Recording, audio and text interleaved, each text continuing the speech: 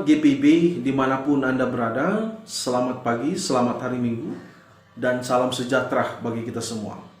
Kembali lagi dalam program Morning Call GPB bersama saya Pendeta Elvano Risdo Seisa. Saat ini saya melayani sebagai pendeta jemaat di GPB Jemaat Eklesia Tebing Tinggi Jambi, Pos Pelayanan dan Kesaksian Mitra PT Trimitra Lestari. Sahabat GPB, untuk mengawali setiap aktivitas pekerjaan dan pelayanan kita di hari ini, saya mengajak kita untuk mendasarinya dengan membaca dan merenungkan firman Tuhan. Oleh karenanya, mari terlebih dahulu kita meminta tuntunan Roh Kudus dalam doa. Kita berdoa. Kami berterima kasih atas nafas hidup yang Engkau anugerahkan dalam kehidupan kami, Tuhan. Kami berterima kasih karena Engkau masih memberikan kami kesempatan untuk menikmati segala karya keagungan Tuhan di hari ini. Terima kasih Tuhan atas kasih yang begitu besar Engkau nyatakan dalam kehidupan kami. Tuhan, pada kesempatan ini untuk mendasari setiap aktivitas pekerjaan dan pelayanan kami di hari yang indah ini, kami akan membaca dan merenungkan firman-Mu. Oleh karenanya, urapi kami dengan Roh Kudus-Mu, mampukan kami Tuhan, agar kami senantiasa dapat memahami setiap kehendak Tuhan dalam kehidupan kami, agar hidup kami selalu diberkati oleh Tuhan. Yesus Kristus firman yang hidup, kami berdoa. Amin. Sahabat GPB, pembacaan Alkitab kita pada kesempatan ini terambil dalam surat Ibrani pasal 1 ayat 1 sampai 4. Saya akan membacakan bagi kita semua. Firman Tuhan menyatakan, setelah pada zaman dahulu Allah berulang kali dan dalam pelbagai cara berbicara kepada nenek moyang kita dengan perantaraan nabi-nabi, maka pada zaman akhir ini Ia telah berbicara kepada kita dengan perantaraan anaknya yang telah Ia tetapkan sebagai yang berhak menerima segala yang ada. Oleh Dia Allah telah menjadikan alam semesta. Ia adalah cahaya kemuliaan Allah dan gambar wujud Allah, dan menopang segala yang ada dengan firman-Nya yang penuh kekuasaan. Dan setelah Ia selesai mengadakan penyucian dosa, Ia duduk di sebelah kanan yang maha besar di tempat yang tinggi, jauh lebih tinggi daripada malaikat-malaikat, sama seperti nama yang dikaruniakan kepadanya jauh lebih indah daripada nama mereka. Demikianlah pembacaan Alkitab. Haleluya. Sahabat GPB, untuk mengawali renungan ini, saya mau menyatakan bahwa memang baik memperkatakan kasih, tapi sesungguhnya jauh lebih baik ketika kita menyatakan kasih. Sekali lagi, memang baik kita memperkatakan kasih, tapi sesungguhnya jauh lebih baik ketika kita menyatakan kasih. Kasih yang konkret adalah kasih yang dinyatakan. Dinyatakan melalui setiap pikiran, perilaku, bahkan tindakan kita. Agar apa? Agar kasih itu dapat menjadi berkat bagi yang lain dengan sebuah tindakan itu. Memang betul kita berkata kasih juga menjadi berkat. Tapi yang dibutuhkan adalah actionnya, aksinya. Itu yang harus kita ingat. Sahabat GPB, kasih juga merupakan bentuk kepedulian. Ya, kalau kita menyatakan kasih, kita melalui tindakan kita, aksi kita, itu juga merupakan bentuk kepedulian terhadap sesama kita. Agar mereka yang lemah dapat dikuatkan, mereka yang sakit kita dapat menjadi penyembuh, ya, dapat menjadi sumber kekuatan bagi mereka. Oleh karenanya aksi itu penting. Nah, itulah yang mau diungkapkan dalam teks bacaan kita. Yang pertama, salah satu bentuk kepedulian Allah terhadap manusia, yaitu ketika Ia mengutarakan setiap firman-Nya, sehingga firman itu dapat menjadi penopang hidup dalam kehidupan manusia. Sehingga firman itu juga dapat menjadi sumber kekuatan masa depan dalam kehidupan manusia. Kita melihat pada teks bacaan kita yang pertama, setelah pada zaman dahulu Allah berulang kali dan dalam pelbagai cara berbicara kepada nenek moyang kita dengan perantaraan nabi-nabi. Sahabat GPB, memang ini memiliki relasi sedikit dengan konteks Perjanjian Lama. Kalau kita melihat konteks Perjanjian Lama, ada sebuah kisah ketika bangsa Israel berada dalam ketidaktaatannya kepada Allah, ketidaksetiaan, hidup dalam pembangkangan, kesombongan, bahkan jauh lebih parah dari itu ketika mereka meninggalkan Tuhan. Pertanyaannya adalah, apakah Allah meninggalkan bangsa Israel? Tentu tidak. Allah menyatakan kasih-Nya melalui aksi yang nyata, yaitu Allah selalu berfirman kepada bangsa Israel. Firman Allah itu bisa dalam bentuk perantaraan. Allah menggunakan nabi-nabi untuk menyampaikan pesan kepada bangsa Israel. Namun juga firman Allah itu juga dalam bentuk teguran. Teguran agar bangsa Israel hidup lebih baik lagi. Nah, itu adalah kasih Allah. Melalui setiap firman yang Dia ungkapkan, melalui firman yang dinyatakan. Dan kasih Allah secara totalitas itu luar biasa. Dan yang luar biasanya lagi adalah kasih Allah yang luar biasa dalam kehidupan manusia adalah ketika Allah mengaruniakan anaknya yang tunggal, yaitu Yesus Kristus, yang hadir sebagai Tuhan dan Juru Selamat umat manusia. Yesus ada untuk membangun relasi kembali. Tuhan Yesus ada untuk membangun jembatan kembali, agar manusia dapat berkomunikasi, dapat berelasi lagi dengan Allah, agar manusia hidup dalam ketaatan, kesetiaan kepada Allah, agar manusia juga lebih memiliki hidup yang lebih baik, agar manusia juga memiliki masa depan yang baik, dan tentu agar manusia juga memperoleh keselamatan. Ini adalah bentuk kasih Allah yang luar biasa.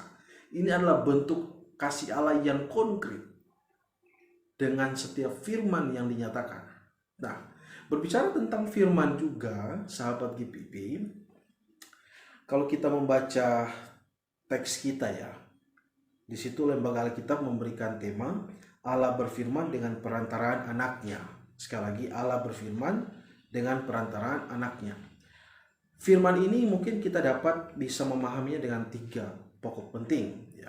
Seperti firman adalah pewahyuan Allah kepada manusia. Ya, itu mungkin diungkapkan dalam teks bacaan kita. Tapi ketika kita melihat Injil Yohanes, di situ dikatakan juga firman adalah personifikasi Allah. Ya. Dan kalau kita melihat dalam 1 Yohanes, firman adalah pesan Injil atau firman yang hidup. Bagaimanapun bentuk unsur ketiga firman ini, identitas yang utuhnya adalah Allah berfirman secara nyata, secara hidup melalui keberadaan Yesus yang adalah Tuhan dan Juru Selamat. Yesus sebagai firman yang konkret, karena tidak hanya sebatas lisan, tapi juga dengan tindakan yang Ia nyatakan dalam setiap unsur pelayanan, kesaksian yang Tuhan Yesus bangun. Dan firman yang ada itu sebagai sumber kekuatan, obat, penyembuh, bahkan penyelamat. Ya.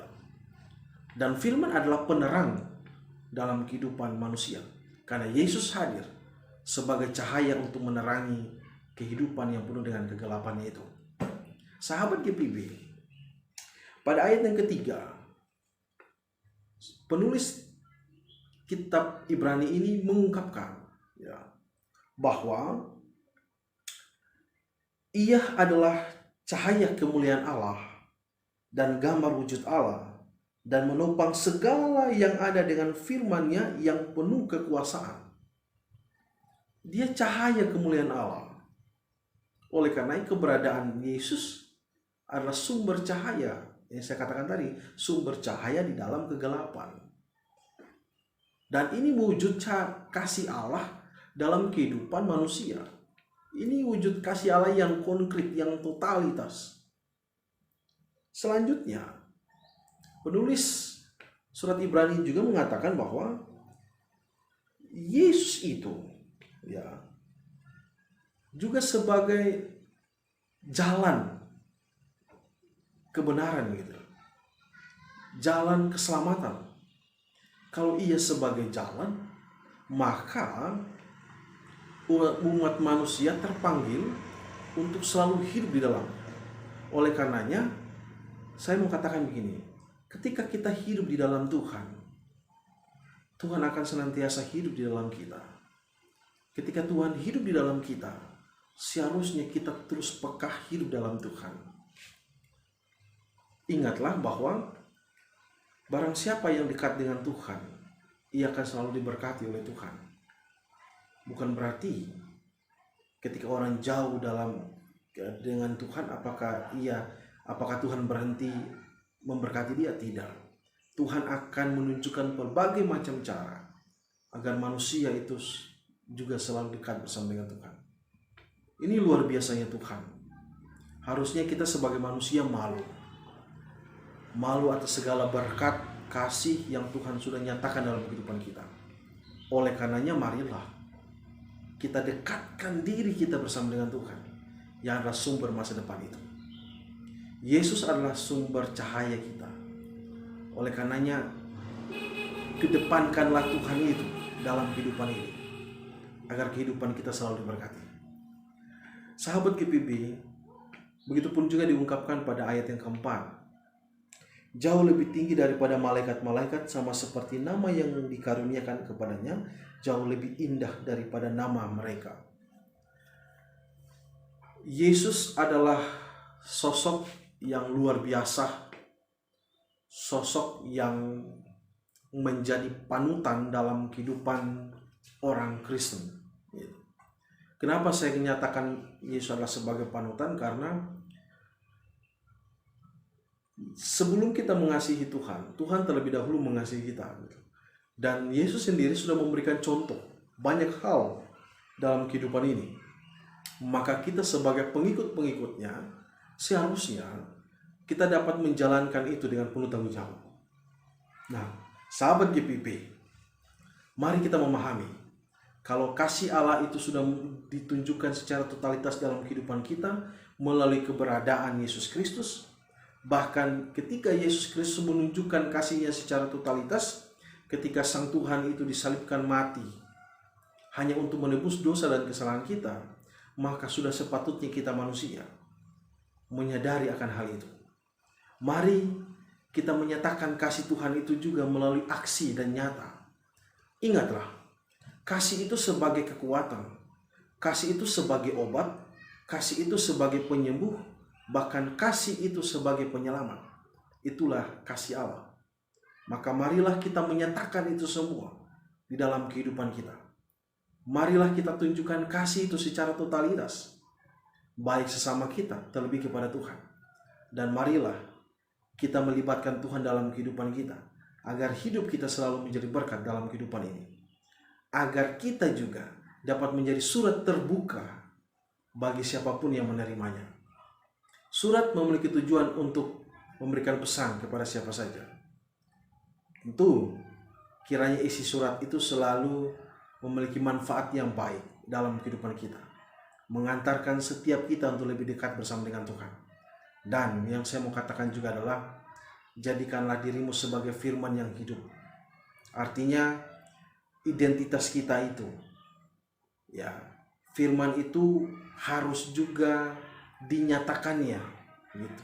Tidak hanya diperkatakan. Firman itu harus diaktualisasikan, tidak hanya diperkatakan.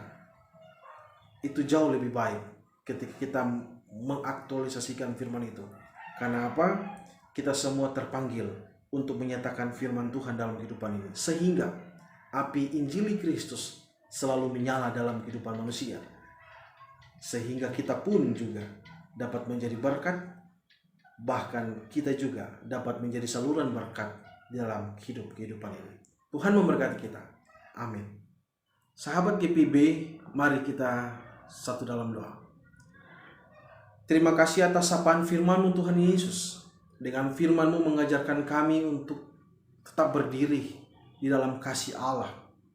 Mengajarkan kami untuk terus memproklamirkan kasih Allah dalam kehidupan ini. menyatakan firman Tuhan dengan setiap tindakan dan perilaku kami hari lepas hari.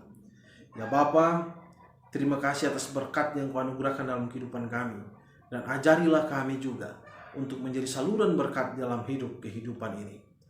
Di hari yang indah ini kami mau berdoa bagi setiap umat-Mu yang sakit, sembuhkanlah Tuhan. Bagi umat-Mu yang dalam pergumulan, bukakan jalan yang terbaik bagi mereka. Biarkanlah kasih sukacita, kedamaian, ketentraman, masa depan yang indah juga selalu nyata dalam kehidupan umat Tuhan. Ya Bapa, bagi setiap kami yang merasakan sukacita karena kesuksesan, karena berkat yang ada dalam kehidupan kami, lengkapi itu semua Tuhan dengan kasih-Mu. Dan teruslah ajari kami untuk selalu senantiasa hidup dalam Tuhan yang adalah sumber segala-galanya. Ketika kami akan mengawali setiap pekerjaan dan pelayanan kami serta aktivitas kami di hari ini, kiranya Tuhanlah yang senantiasa menopang hidup kami, agar kehidupan kami di hari ini semua berjalan seturut dengan kehendak Tuhan. Yesus Kristus Tuhan yang hidup, Yesus Kristus sumber masa depan, sumber pengharapan dan keselamatan bagi kami berdoa. Amin. Selamat hari Minggu, Tuhan Yesus memberkati kita semua. Haleluya.